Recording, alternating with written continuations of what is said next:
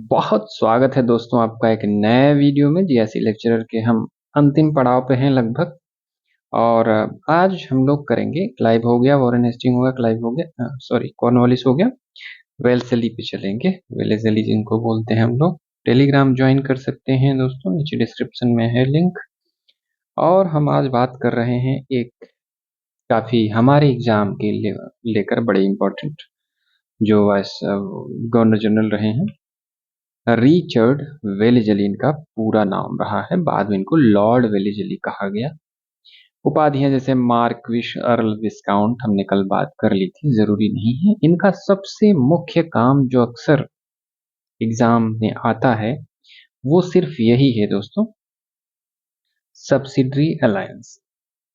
ये या अगर आ रहा है तो आप लगभग कंप्लीट कर लिए हैं वेलेज़ली को। ठीक है, तो हम इसकी बात करेंगे और इसमें हम मुख्य रूप से 4 बातों की बात करेंगे। पहली बात ये कि हम इसको समझा देंगे तो ज़्यादा अच्छा रहेगा। पहली बात दोस्तों, बात करेंगे इसके परिचय की, ताकि पूरी तरीके से आपको सहायक संधि समझ में आ जाए। परिचय के बाद हम बात करेंगे प्रावधान की, क्या प्रावधान रहे हैं। फिर उसके बाद करेंगे इसका प्रभाव क्या रहा। प्रभाव के बाद बात करेंगे हस्ताक्षर करने वाले राज्य, कौन कौन से राज्य ने हस्ताक्षर किया है। ठीक है, अब आगे शुरुआत करते हैं। सोचो, सोचो नहीं समझो, सुनो। ये पहली बात, परिचय की बात कर रहे हैं। तो ये जो प्रणाली थी वैसे तो मराठा काल से ही चली आ रही थी, रानाडे लिखते हैं। लेकिन अगर बहुत अच्छे से जो इसका प्रयोग किया गया था वो फ्रांसिस, जो गवर्नर डुप्ले था, उसके द्वारा पहला यूरोपियन कह सकते हैं इसको जिसने यह प्रणाली भारत में अपनाई थी। वो कौन था? डुप्ले था। ठीक है, इसलिए जब इस प्रणाली की आविष्कार होने की बात आती है तो वेलेज़ली नहीं आता है। वेलेज़ली ने क्या किया था फिर? तो जो क्लाइव थे, क्लाइव के बाद जितने भी गवर्नर आए वो सब ने उन इस प्रणाली को अपनाया था। लेकिन जब लॉर्ड वेलेज़ली आता है, रिचर्ड वेलेज़ली आता है, वो इसको पूर्णता प्रदान करता है। यानी वो बड़े पैमाने पर शुरुआत किया, कैसे अपनाई जाती है, कि उस तोड़ मोड़ के जो भी हो सकता था इसको साम दाम दंड भेद करके उसने शुरुआत की, ना पूर्णता दी उनके हिसाब से। तो ये थोड़ा सा परिचय हमने देखा, बहुत ही शॉर्ट में हम लोग बात करेंगे। ये कंप्लीट होता है तो फिर प्रावधान पे आते हैं। क्या प्रावधान रहे हैं, ये थोड़ा बड़ा है। पहली बात इसमें ये रहेगी कि जो संबंधित राज्य हैं, ठीक, उनकी आंतरिक और बाह्य सुरक्षा जो है कंपनी की जिम्मेदारी बन जाएगी इससे। और इस जिम्मेदारी के निर्वहन हेतु उस राज्य में ब्रिटिश अधिकारियों के नियंत्रण में कंपनी की सेना रखी जाएगी। यानी कोई राज्य है मान लो, और उसने सहायक संधि पर हस्ताक्षर कर दिया है, ठीक है, तो जो अंग्रेज है वो अपनी सेना इस राज्य में रखेंगे और इस राज्य की सुरक्षा करेंगे, और इनके अधिकारी यहाँ पे रहेंगे दरबार में और पूरी तरीके से नियंत्रण रखेंगे। व्यय संबंधी जितना भी वहन होगा इन अधिकारियों का, साज सज्जा का, रहने खाने का, वो सारा पैसा ये राज्य ही देगा, राज्य ही वहन करेगा। जैसे कोई बड़ा राज्य है तो पूर्ण प्रभुसत्ता युक्त क्षेत्र लेंगे अंग्रेज। जैसे मान लो कि बहुत बड़ा राज्य है, कोई क्षेत्र ले लिया अपने हिसाब से कि भाई ये क्षेत्र दे दो, हम तुम्हारी सुरक्षा करेंगे इसके तहत। छोटा राज्य है तो उसे नगद ले लिए, पैसा ले लिए, धनराशि ले लिए। ठीक, ये पहली बात हो गई।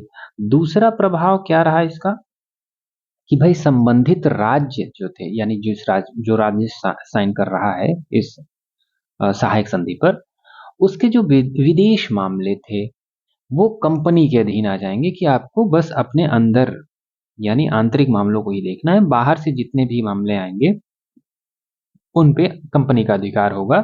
अर्थात दूसरे देश से बिना अनुमति के युद्ध और संधि नहीं कर सकते, ये कंपनी डिसाइड करेगी।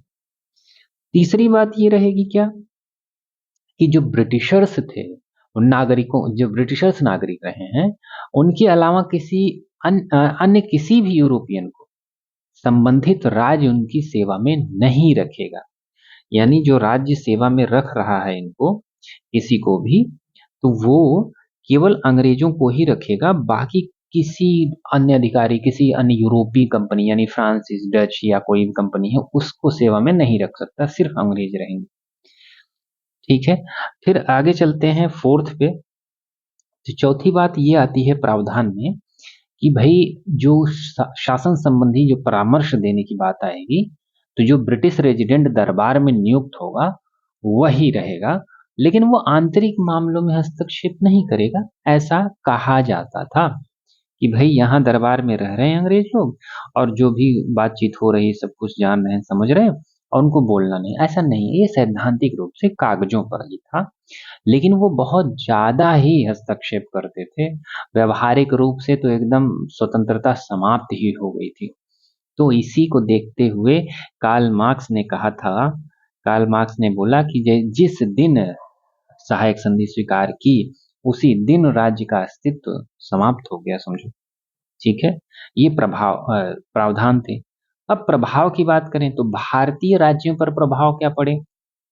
तो भारतीय राज्यों पर प्रभाव पहला, तो ये सैन्य रहित हो गए, उनकी सेना ही खत्म हो गई, क्योंकि अंग्रेज देख रहे थे।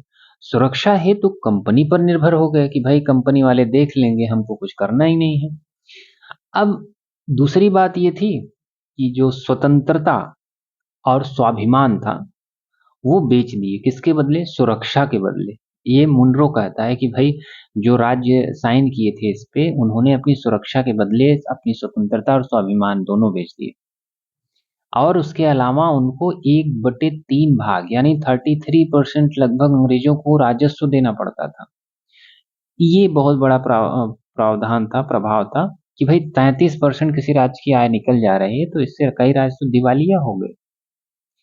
चौथी बात यह थी कि कंपनी संरक्षण से एक तो उपद्रव का जो भय था लोगों को समाप्त हो गया। जो राजन थे, जो साइन साइन किए थे उस पे कि भाई अब जो लोग उपद्रव करने चले आते थे, बिना मतलब फर्जी परेशान करते थे, अब वो समाप्त हो गया। इसके कारण ये क्या हुआ कि जो राजा लोग थे, राजन्य वर्ग था, वो जनता के प्रति उदासीन हो गया। भाई भाड़ में जाओ, इस तरीके से कि हाँ हमारा काम हो रहा है, कोई काम होगा, कोई बात होगी तो वो कंपनी देख लेगी, इस तरीके से बिल्कुल उदासीन हो गए। तो और जो चौथी बात यह है कि जो हमने अभी बात की है, सैद्धांतिक रूप से, पांचवी बात, सैद्धांतिक रूप से हस्तक्षेप बहुत करते थे। बस ये सैद्धांतिक रूप से मतलब सिद्धांत था, कागज पे जितनी भी चीजें थी कि हम तो केवल रहेंगे वहां, हस्तक्षेप नहीं करेंगे, लेकिन अब बैठे बैठे क्या ही करेगा आदमी, कुछ तो हस्तक्षेप करेगा ही, वहां अधिकारी है। तो राज्य जो है आंतरिक रूप से स्वतंत्रता भी समाप्त हो गई उसकी। जैसा कहा जाता था कि हम बाहर देखेंगे, नहीं, बाहर नहीं, अंदर भी देखने लगे वो सब। पहला प्रभाव हो गया भारत में। अगर कंपनी के प्रभाव की बात करेंगे तब क्या पड़ा? कंपनी के प्रभाव में तो भारतीय जो राज्यों के व्यय पर विशाल सेना तैयार की, जिसका उपयोग वे कहीं पर भी कर सकते थे। क्योंकि जो सेना तैयार की गई थी, किसी इस राज्य में मान लो सेना तैयार की गई है और इसका वेतन यही राज्य दे रहा है, और अंग्रेजों की लड़ाई मान लो कहीं दूसरे राज्य से हो गई, तो फिर ये सेना ही यहीं काम आ जाएगी ना, इससे इसके काम आ जाएगी। तो मतलब फ्री में हम उनकी सेना भी खा पी रही है, अच्छे से तैयार हो रही है, और बाद में लड़ाई करने के लिए वो सेना उपयोग कर लेते थे, फायदा ही है। और साम्राज्य विस्तार हुआ, साम्राज्य बिल्कुल विस्तार होगा भाई, राज्य कमजोर हो गया, डिपेंडेंट हो गए पूरी तरीके से, तो कहाँ जाएंगी, अपनी तरह ये शोषित करने लगे। सैन्य वस्तुओं के बदले मिलने वाली जो प्रभुसत्ता संपन्न युक्त भूमि थी, उससे भी उनका साम्राज्य विस्तार हुआ। एक सबसे इंपॉर्टेंट चीज ये रही कि जो सामरिक महत्व के स्थान कंपनी के पास आ गए, मतलब जो बहुत मेन मेन स्थान थे वो कंपनी ने खुद बोल बोल के ले लिए कि भाई ये दे दो तो हमारी सुरक्षा करेंगे, ये दे दो, और जो नहीं दिए बाद में धीरे धीरे कमजोर करने के बाद ले लिए। ये भी हो गया। और कंपनी को फायदा ये हुआ कि फ्रांसीसी जो कंपनी थी, ये कहा गया कि उसको कहीं भी नहीं इधर उधर आने देना है। यानी जब अंग्रेज आए तो फ्रांसीसी कंपनी को भी बहुत कमजोर किया, क्योंकि अब फ्रांसीसी नागरिक भारतीय राज्यों में नहीं रह सकते थे। ऐसा साइन था इसमें, प्रावधान था इसमें कि भाई जब अगर प्रावधान साइन कर दिए तो इसमें आप यहाँ फ्रांसीसी नहीं रह सकते, क्योंकि फ्रांसीसी स्वयं मजबूत हो रहे थे, इसलिए अंग्रेज चाह रहे थे कि फ्रांसीसी यहाँ से निकल जाए। इसके अलावा क्या बात हुई कि भारतीय शासकों के जो आपसी विवादों में कंपनी मध्यस्थता करती थी। भाई दो राजा लड़ रहे हैं तो उसमें कंपनी अगर नहीं, चुप रहो तुम, ऐसे नहीं करना, ऐसे करना है, तो कुल मिला के कहीं ना कहीं से वो दो बंदरों की लड़ाई में तीसरा फायदा मार जाता है ना, तो उस तरीके से ये हो गया। तो इसका फायदा पूरा कंपनी को ही मिला। तो ये प्रावधान हो गए। अब हस्ताक्षर करने वाले राज्यों की बात करें तो हस्ताक्षर करने वाले सबसे पहले राज्य कौन थे?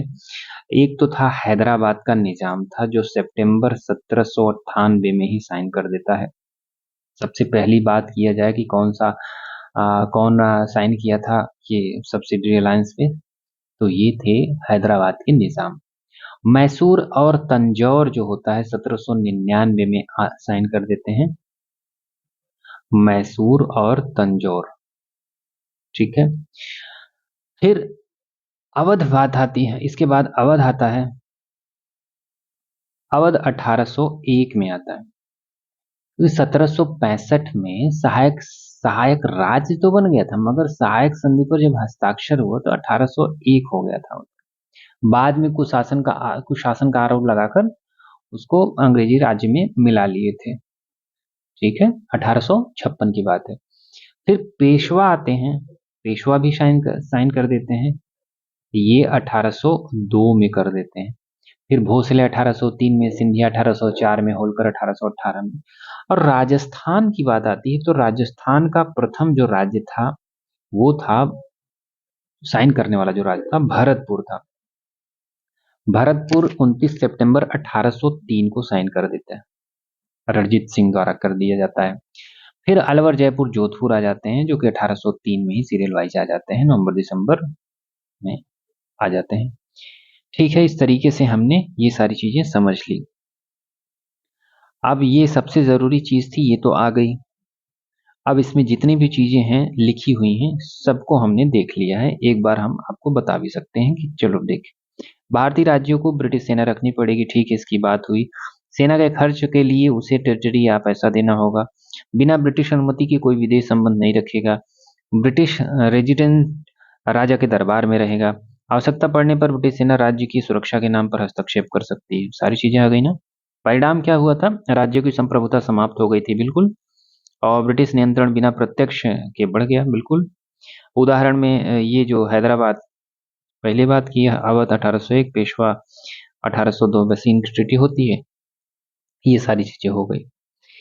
अब इसके अन्य कार्यों की बात करें तो अन्य कार्यों में वेल्लेस्ली के महत्वपूर्ण काम ये आ जाता है, 1800 में फोर्ट विलियम कॉलेज की स्थापना करता है रिचर्ड वेलेजली, लॉर्ड वेलेजली। लेकिन ये 1802 में ये बंद भी हो जाता है। ठीक है, उद्देश्य क्या था कि ब्रिटिश अधिकारियों को भारतीय भाषाएं, रीति कानून, रीति रिवाज और प्रशासन की शिक्षा देना, ब्रिटिश अधिकारियों को।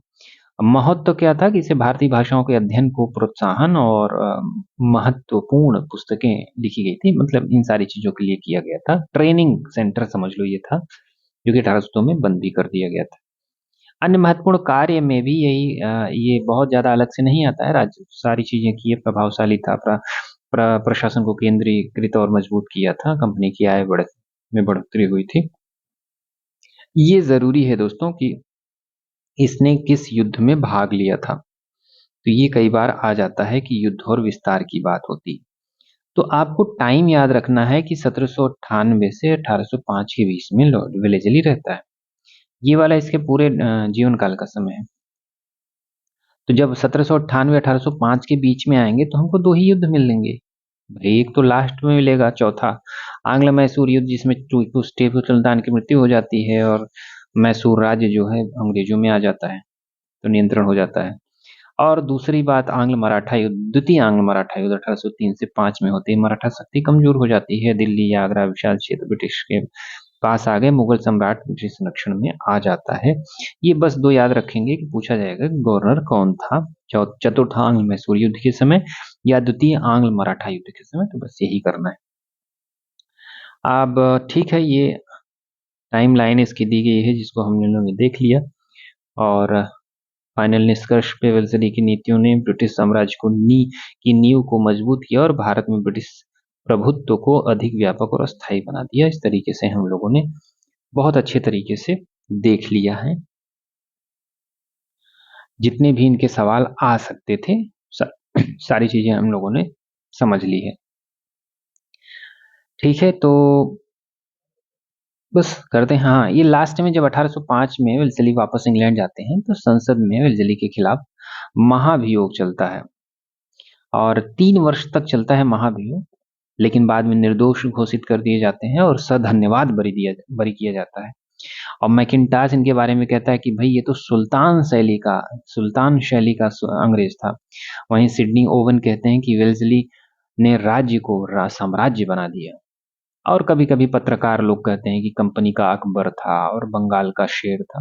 वेल्लेस्ली को ही बोला जाता है। इस तरीके से हम लोगों ने पूरी तरीके से इनको समाप्त कर लिया, पढ़ लिया, समझ लिया।